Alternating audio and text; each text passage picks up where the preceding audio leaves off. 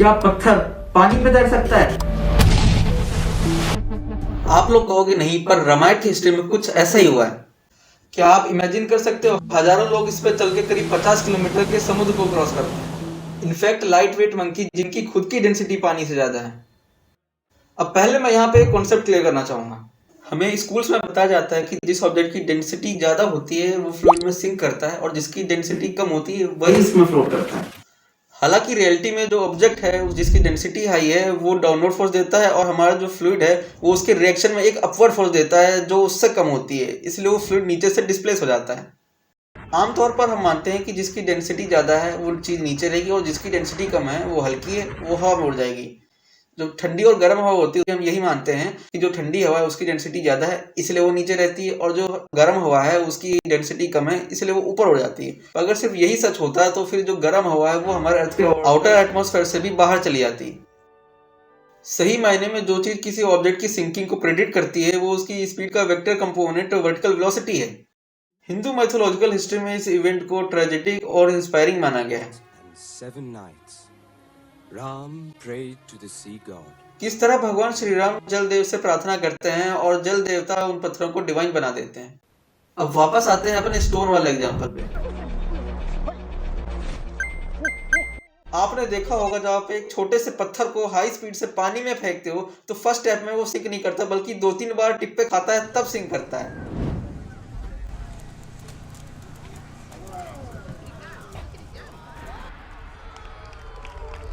वो high density वाला पत्थर पानी पे रिबाउंड करता है वैसे ही जैसे एक रबर बॉल हार्ड सरफेस पे करती है।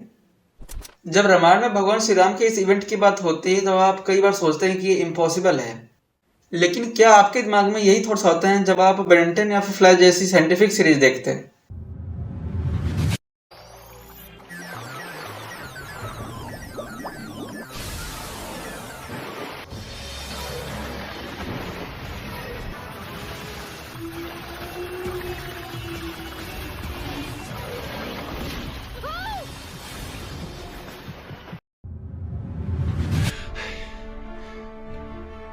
Can I run on water? I built up enough speed to run up a building. How fast do I need to go to run on water? Assuming your weight, 450 pounds of force per step for vertical suspension, accounting for fluid drag. Approximately 650 miles an hour.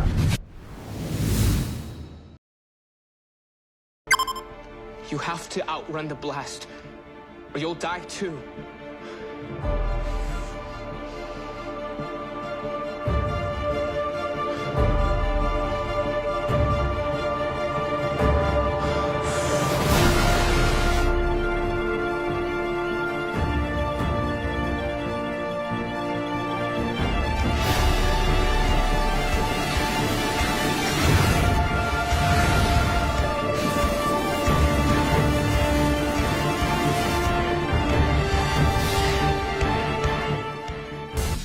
Mostly solid object से एक fluid में sink करते हैं, लेकिन इस ब्रह्मांड में कोई चीज 100% परफेक्ट सॉलिड, लिक्विड या गैस नहीं है। अगर सिर्फ डेंसिटी से किसी ऑब्जेक्ट या सब्सटेंस का स्टेट पता चलता है तो आइस लिक्विड और वाटर की डेंसिटी ज्यादा है तो वाटर सॉलिड होता, पर ऐसा नहीं है। ये चीज इस बात पे डिपेंड करती है कि उस ऑब्जेक्ट या सब्सटेंस के मॉलिक्यूल्स कितनी मिनिमम एक्सटर्नल एनर्जी इनपुट में मूव कर सकते हैं।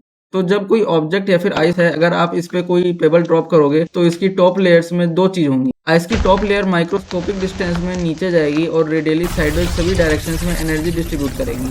अगर पेबल सरफेस पे रुकेगा तो उसकी वर्टिकल वेलोसिटी 0 होगी, और वर्टिकल वेलोसिटी दो चीजों से प्रेडिक्ट होती है, एनर्जी और मोमेंटम। मोमेंटम का यूज तब होता है जब सिस्टम इनइलास्टिक हो और सभी मॉलिक्यूल्स की स्पीड ऑलमोस्ट सेम हो। अब सपोज करो कि आपके पास एक पेबल है, आप उसे सिंपली पानी पे ड्रॉप करते हो, वो डूब जाएगा। अब सेकंड केस में आप इसे पानी की जगह हनी पे ड्रॉप करो, वो धीरे धीरे नीचे आएगा। लास्ट केस आता है आइस का। टेस्ट करने की जरूरत नहीं, हमें पहले से पता है कि वो पत्थर नहीं डूबेगा। लेकिन क्यों? आप लोग कहेंगे कि आइस तो एक सॉलिड है, वो एक लिक्विड नहीं है जो पत्थर उसमें सिंक करेगा। तो आखिर पता कैसे चलेगा कि सब्सटेंस का एग्जैक्ट स्टेट क्या है? तो यहाँ पे क्योंकि वाटर एक इनकम्प्रेसिबल फ्लूइड है तो ऑन कोलिजन सभी मॉलिक्यूल्स की इनिशियल वेलोसिटी सेम होगी। तो ये सभी ऑब्जर्वेशन हमें बताते हैं कि सिर्फ डेंसिटी किसी भी सब्सटेंस या ऑब्जेक्ट का एग्जैक्ट स्टेट ऑफ मैटर नहीं बता सकती। मतलब स्टेट जानने के लिए सिर्फ डेंसिटी एवरग्रीन फैक्टर नहीं है। तो वाटर की डेंसिटी 1100 kg पर मीटर क्यूब है, आइस की 920 kg पर मीटर क्यूब, लेकिन बल्क मॉडुलस 2.2 गीगापास्कल्स है, जो कि आइस के बल्क मॉडुलस 8.8 गीगापास्कल से 6.6 गीगापास्कल्स कम है। फ्लूइड्स के मॉलिक्यूल्स लूजली बाउंड होते हैं और कम फोर्स में ही अपनी जगह से डिस्प्लेस हो जाते हैं, और तब हमें फ्लूइड में डिफॉर्मेशन दिखती है, जो कि सब्सटेंस के स्ट्रेंथ से डायरेक्टली और उसकी डेंसिटी से इनवर्सली प्रोपोर्शनल होती है। और ये फैक्टर है solidity. Solidity S equal to compressibility strength bulk modulus B divided by density D। जब ये रेशियो हाई होता है तब सब्सटेंस डिफॉर्मेशन को रेसिस्ट करता है। तो सिंकिंग का डायरेक्ट रिलेशन सिर्फ फ्लूइड की डेंसिटी से नहीं बल्कि उसके सॉलिडिटी रेशियो से है। तो अब बात करते हैं पानी पे हाई स्पीडिंग स्टोन के कोलिजन की। और ये चीज सिर्फ कोई कहानी या हिस्टोरिकल कॉन्टेक्स्ट नहीं है, हमें से हर किसी ने कभी ना कभी इसे अपनी आंखों से देखा है। Solid, liquid, gas, state of matter depend करता है कि उसके मॉलिक्यूल्स कितना टाइम के लिए एक दूसरे से कांटेक्ट में और वो कितना मोमेंटम एब्जॉर्ब और रिफ्लेक्ट करते हैं। एक फ्लूइड पे भी जब एक स्पीडिंग ऑब्जेक्ट स्ट्राइक करता है तो एक पर्टिकुलर इंस्टेंट के लिए उसका reflecting momentum as a solid add करता है। यू स्पीडिंग ऑब्जेक्ट की वेलोसिटी है जब वो फ्लूइड के टॉप लेयर से स्ट्राइक करता है, और डी फ्लूइड यानी कि पानी की डेंसिटी है। सो और net momentum is P net equals mu minus dTA u square by 2, और ये नेट मोमेंटम रिस्पॉन्सिबल होगा ऑब्जेक्ट की नेट वर्टिकल वेलोसिटी के लिए। Since velocity v is equal to momentum p divided by the mass, v is equal to u minus dAhu upon 2m।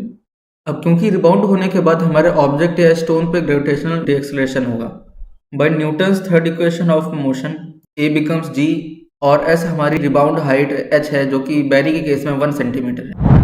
So we have v square is equal to 2gh and we get v is equal to root 2gh। Okay, so now we equate both of these velocities. तो पहले हम देखते हैं कि सिर्फ water की top layer पे constantly रहने के लिए हमारी स्पीड क्या होगी। रिबाउंड हाइट h की वैल्यू 0 हो जाएगी, so u equal to dAhu upon 2m। We get 1 is equal to dAb upon 2m। तो इससे हमें पता चलता है कि ऑब्जेक्ट या फिर बॉडी जो वाटर डिस्प्लेस कर रही है उस वाटर का मास ऑब्जेक्ट से 2 टाइम्स होना चाहिए। अब सपोज करो कि ऑब्जेक्ट या फिर बॉडी u मीटर पर सेकंड की स्पीड से फ्लूइड या पानी में जा रही है, तो हर सेकंड जो मास डिस्प्लेस हो रहा है वो dAb के इक्वल है, और ये एटलीस्ट बॉडी के ट्वाइस होना चाहिए। So we get 1 is equal to dAbu upon 2m। अब ये रेशियो मेंटेन रहेगा, so we have u is equal to 2m upon dAb minus 1 into k cap. अब क्योंकि चेंजिंग रेशियो का मैग्नीट्यूड और डायरेक्शन भी वेलोसिटी के डायरेक्टली प्रोपोर्शनल है, we will have unit vector in vertical direction in z dimension which is k cap. तो k cap both sides होगा, इससे हमारी क्वांटिटी के डायमेंशंस भी प्रिजर्व रहेंगे। तो हमारी फाइनल इक्वेशन है velocity u is equal to um upon dAb minus multiplied by unit vector k cap plus square root of gh unit vector k cap. तो अब बात करते हैं फ्लैश की। विद बॉडी सूट उसका मास 70 kg है, तो पानी पे 1 सेंटीमीटर के रिबाउंड के लिए उसके लेग्स की वर्टिकल वेलोसिटी होगी velocity u is equal to 2m upon dAb minus 1 multiplied by unit vector k cap plus square root of 2gh unit vector k cap. तो h बैरी की rebound height है, a उसके foot का area है जो कि पानी से कांटेक्ट में है, और b वो लेंथ है जिसकी रेंज में उसके लेग्स वर्टिकली मूव कर रहे हैं। तो जैसा कि हम देख सकते हैं कि बैरी हाई स्पीड में रन कर रहा है और उस पर एक लड़की का भी वेट है।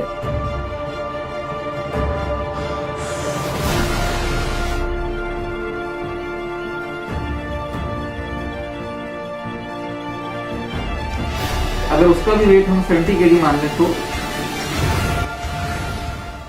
तो उसके लेग्स की वर्टिकल वेलोसिटी होगी u equal to 2 into 140 divided by 1000 multiplied by 0.02 multiplied by 0.15 minus 1 k cap plus square root of 2 into 9.8 into 0.01 k cap. तो बैरी की स्पीड है u equal to 93.3 metre per second k cap. Converting it to miles per hour we get 210 miles per hour k cap. तो क्योंकि अब ये हम humans की natural biology है कि जब हम दौड़ते हैं तो हमारे लेग्स की हॉरिजॉन्टल वेलोसिटी वर्टिकल वेलोसिटी से नियर 3x होती है, और बैरी की स्पीड हमें मिलती है 651 miles per our. I built up enough speed to run up a building. How fast do I need to go to run on water? Assuming your weight, 450 pounds of force per step for vertical suspension, accounting for fluid drag. Approximately 650 miles an hour. हो सकता है आप में से अभी भी कुछ लोगों को ये एक्सप्लेनेशन फिक्शनल लग रही होगी, पर सच ये है कि ये चीज 100% नेचुरली सही है। लिविंग बींग्स हमारे नेचर में ऐसे हैं जो अपनी खुद की डेंसिटी पानी से ज्यादा होने के बावजूद उस पर स्प्रिंट करते हैं। बेसिलिस्क लिजर्ड उन एक्सेप्शंस में से एक है और इसे सपोर्ट करता है इसका bone structure. Oh gosh, it's coming right over here. हम ह्यूमंस अपनी 32% दे सकते हैं वर्टिकल स्पीड में, लेकिन ये 76% उसके दुगने से भी ज्यादा देता है। इसका दूसरा एग्जांपल है वेस्टर्न ग्रेब। ये वजन में बेलिस्क लिजर्ड से भी ज्यादा है और बल्कि उससे स्पीड में 3 गुना तेज है। ऐसा इसलिए भी है क्योंकि इसकी डेंसिटी ऑलमोस्ट पानी के इक्वल है। यहाँ पे हमें एक माइनर डिफरेंस देखने को मिलता है। अब बात करते हैं रामायण में उस एडम्स ब्रिज वाले इवेंट की। बहुत से लोग इसके सपोर्ट में प्यूमिस रॉक्स का एग्जांपल देते हैं, लेकिन आज की डेट में हमें जो रॉक्स मिले हैं वो प्यूमिस नहीं बल्कि लाइमस्टोन्स हैं, जिनकी डेंसिटी पानी से भी 2.5 गुना ज्यादा है। लाइमस्टोन्स वाटर में फॉर्म होते हैं कैल्शियम कार्बोनेट सेगमेंट से। आज की डेट में हमें जो नेचुरली प्यूमिस रॉक्स मिलते हैं वो सॉफ्ट और जेंटल होते हैं, मतलब आप उस पर चलने की भी कोशिश करोगे तो उनमें क्रैक्स आने लगेंगे और वो टूट सकते हैं। रियल लाइफ ऑब्जर्वेशन से हमें पता चलता है कि आज की डेट में ऐसा कोई भी नेचुरल ऑब्जेक्ट या सब्सटेंस नहीं है जो हजारों टन वेट को पानी जैसे नॉन विस्कस और लेस डेंस फ्लूइड पे सस्टेन कर सके। डिफरेंट टेक्स्ट क्लेम करते हैं कि ये इवेंट रामायण में आज से हजारों साल पहले हुआ है।